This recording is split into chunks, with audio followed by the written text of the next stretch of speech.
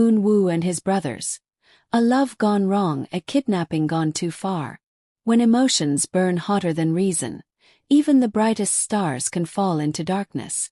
For fans of Cha Eun-woo, the beloved actor, singer and heartthrob, the recent fictionalized retelling of a shocking night between him, his brothers, and actress Moon Jae-young has stirred the public's imagination. What began as a tale of heartbreak soon spiraled into a story of obsession, loyalty, and tragedy. This isn't the story of glittering red carpets or playful chemistry on screen. This is the story of a wounded heart, a reckless plan, and a night where bonds of brotherhood and love were tested to their limits. It started quietly, as most emotional storms do. Eun-woo, admired for his composure and near-perfect image, had privately grown close to Moon Jae-young, his co-star. Their chemistry was undeniable, both on screen and off. Fans speculated, media whispered, and behind the scenes, a fragile connection blossomed. But connections built in silence can shatter in silence too. According to those close to Eun-woo, Moon Jae-young's sudden coldness cut him deeper than expected. She distanced herself, perhaps out of self-preservation, perhaps out of fear of the spotlight. For Eun-woo, the rejection wasn't just romantic heartbreak. It felt like betrayal, a tearing away of something he thought was real. In moments of vulnerability, the strongest often fall the hardest. Eun-woo confided in his brothers, who adored him, idolized him even. They saw his pain, mistook it for something unbearable, and together they decided. She needed to understand what she had done. Kidnapping. The very word is jarring. It doesn't belong in the vocabulary of stars and idols. Yet, late one evening, Eun-woo's brothers, fueled by loyalty and rage on his behalf, whispered the plan into motion. They weren't hardened criminals. They weren't even certain of what they wanted. Was it revenge? A confrontation? A desperate plea for her to explain why she had hurt him? In truth, it was a mix of all three. A confused storm of emotions masquerading as a plan. Eun-woo, torn between hesitation and heartbreak, didn't stop them. Perhaps a part of him wanted Ji-young to see his pain, to feel the weight of her rejection. Perhaps he thought, foolishly, that this would force a conversation they could never have otherwise. Moon Jae-young was returning from a late-night script reading when it happened. The streets were quiet, the city subdued. She didn't notice the van at first. She didn't hear the footsteps until it was too late. The abduction wasn't clean. It wasn't cinematic. It was chaotic. Ji-young fought back, screamed, clawed, resisted with every ounce of strength she had. Eun-woo's brothers, unprepared for her ferocity, struggled to contain her. In the scuffle, blows were exchanged. Scratches, bruises, bloodied lips. Eun-woo, watching from the shadows, felt his heart clench. This wasn't what he imagined. He wanted her to listen, not to bleed.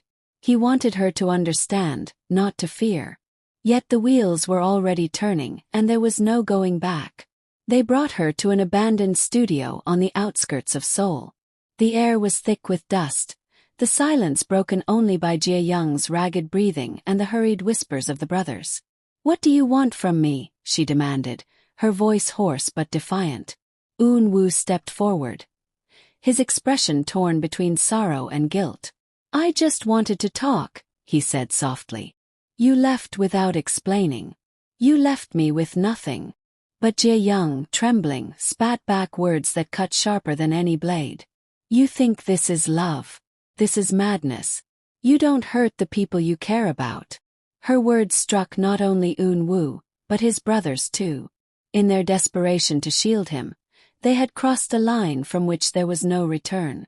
The room grew heavy with the realization. The tension quickly turned inward. Eun-woo, horrified by the violence, clashed with his brothers. "This wasn't supposed to happen," he shouted. "You're too soft, Hyung," one brother growled. "She needed to see how much pain she caused you. She needed to pay." "No," Eun-woo roared, his composure finally breaking. "I never wanted her hurt. You don't understand. This was never about revenge." The argument escalated into physical confrontation. Brothers who once laughed together, sang together, and shared childhood dreams now lashed out in anger. Fists flew. Blood was spilled. Moon Ji-young watched in shock as loyalty dissolved into brutality. By the end of the night, it wasn't just Jie-young who was bruised.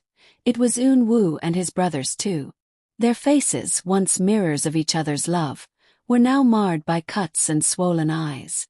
At some point, Jie-young's tears softened into something unexpected. Compassion. Despite everything, she saw Eun-woo's torment, the way his heart had been twisted by devotion and brotherly interference. "You don't need to chain me to understand me," she whispered. "You just need to let me go." Those words cut deeper than any physical wound. Eun-woo's chest heaved as reality sank in. Love born from force was not love at all. In that moment, he realized he wasn't just hurting her. He was destroying himself, and the bond he shared with the very brothers who had sworn to protect him. Eventually, Jie-young was released. Bruised but unbroken, she walked away with a strength that stunned even her captors. She could have called the police, exposed them all, ended careers in an instant, but she didn't. Perhaps she understood that their greatest punishment was already within them. The guilt, the shame, the brokenness.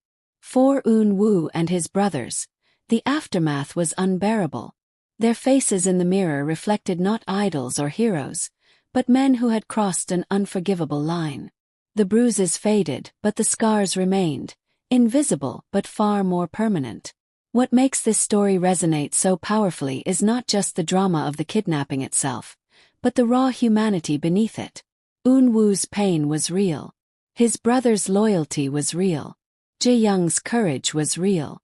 And in the end, the connection between them, though fractured and tragic, was too real to ignore. It forces us to confront uncomfortable truths. How far would we go for love? For family? For validation? And when does devotion tip into destruction? Looking back, Eun-woo reportedly told a close confidant, "I thought love was about holding on. That night taught me it's about letting go, even if it tears you apart." As for his brothers, silence has been their only statement. Perhaps they know words cannot undo the damage. Moon Jae-young, for her part, has moved forward with grace, continuing her career and life with a resilience that speaks louder than any interview ever could. This isn't a fairy tale romance. It isn't even a cautionary tale. It's a reminder of how fragile we are when heartache blinds reason. Eun-woo and his brothers may forever carry the scars of that night, but perhaps in those scars lies a painful lesson. Love cannot be forced, loyalty cannot be violent, and healing cannot come through harm. The connection between Eun-woo, his brothers, and Moon Jae-young may never be mended, but it will never be forgotten. For those who witnessed the unraveling, one truth remains clear. Sometimes the bonds we believe are strongest can hurt us the most. The night that ended in bruises and broken trust didn't start with violence. It began with silence. Long, unbearable silences that stretched between Cha Eun-woo and Moon Jae-young. Eun-woo had always been a master of control. His public smile never faltered. His voice never wavered, and his professionalism was unquestioned.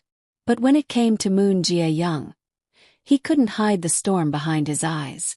They had shared countless hours together on set, reading lines late into the night, laughing over coffee between takes, finding comfort in shared exhaustion.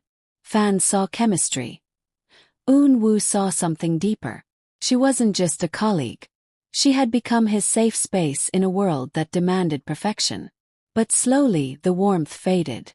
Jae-young began answering his messages hours later, then days later.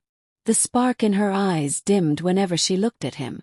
And then came the final blow, a quiet confession that she needed distance. The word echoed in his head like a curse. Distance. As if the bond he thought was unbreakable had been nothing more than a passing illusion. Eun-woo didn't drink. He didn't lash out. He internalized. And when the weight became unbearable, he turned to the only people who had known him before fame. His brothers. The Cha household was filled with memories of shared meals, childhood games, and whispered secrets at night. His brothers weren't just siblings. They were his anchor. Seeing Eun-woo hollowed out by heartbreak ignited something primal in them. "You don't deserve this," his eldest brother said, slamming his fist against the table. "You gave her everything and she threw it away. She doesn't get to walk away without knowing what she's done," the younger added, his voice trembling with rage. Eun-woo tried to protest, but his voice cracked under the weight of his emotions. "I don't want revenge. I just want her to see me. To see what she's done to me. That was all it took." His brothers, protective to a fault, mistook his longing for a cry for justice. The plan was never spoken aloud in its entirety. It formed in fragments, in whispered promises exchanged under dim kitchen lights. "We'll bring her to you. She'll have to listen. She won't ignore you then." At first, Eun-woo recoiled. The thought was insane. A kidnapping. That wasn't love, that wasn't him. But the more he thought about it, the more desperation gnawed at him. Words hadn't worked. Distance had grown. And his heart, raw and aching, craved something. Anything that could bring Ji-young back into his orbit, even if just for one night. So he didn't say yes. But he didn't say no either. And in that silence, his brothers took his pain as permission. In the days that followed, Eun-woo found himself caught in a surreal blur. His brothers scouted places, an abandoned studio on the edge of the city, cloaked in shadows and dust. They whispered about timing, about routes, about ways to avoid attention. Every detail sharpened the reality of what they were about to do. And yet, Eun-woo couldn't stop them. Every time he tried to speak, the memory of Ji-young's cold expression froze his voice. One evening, he stood in front of his mirror, his reflection mocking him. The man who gazed back wasn't the golden boy adored by millions. He was just Cha Eun-woo, broken, desperate, and drowning in a love that had slipped through his fingers. "I just want her to understand," he whispered to himself, as if the mirror could grant absolution. The night they chose was cloaked in quiet menace. The city's neon lights flickered in the distance as Eun-woo sat in the van with his brothers, his hands trembling. "Are you sure about this?" he asked, his voice thin. His eldest brother clapped him on the shoulder. "We're doing this for you. You won't regret it." But regret was already gnawing at him. Every bump of the road felt like a drumbeat of warning. His chest tightened with each passing streetlight, as if the universe itself was trying to scream, "Turn back." Then they saw her. Moon Jae-young walking alone, unaware of the storm descending upon her. Eun-woo's heart clenched so violently it hurt to breathe. She looked so ordinary, so human, clutching her script with tired eyes. And in that moment he wavered. Maybe we shouldn't. But his brothers were already moving. Chaos in the shadows. The abduction was not clean nor swift. It was chaos embodied. Ji-young's scream cut through the night, sharp enough to pierce through Eun-woo's heart. She thrashed, kicked, clawed, her nails raking across skin, her voice echoing with defiance. Eun-woo stumbled out of the van, torn between stopping it and letting it play out. His brothers shouted, cursed, struggled to subdue her. Blood blossomed, first hers, then theirs. In the chaos, Eun-woo's mind split in two. One side screamed that this was madness, that he was losing her forever in this very act. The other whispered that maybe, just maybe, when the dust settled, she would finally see how deeply he loved her. When the van door slammed shut with her inside, Eun-woo's entire body went numb. He had crossed the threshold. There was no turning back. A brother's bond tested. Inside the van, silence fell, heavy and suffocating.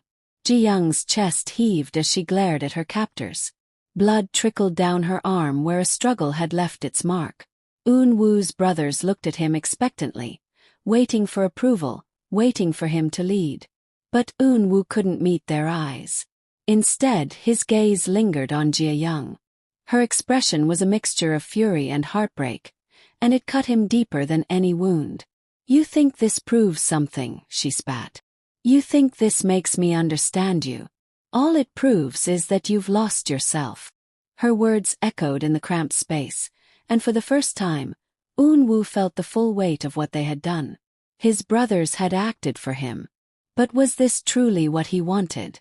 This was the night the world of Cha Eun-woo shifted on its axis. Not when fists were thrown or when bruises blossomed, but in these early moments. The silence, the heartbreak, the misguided loyalty, and the desperate plan to force a connection that was already broken.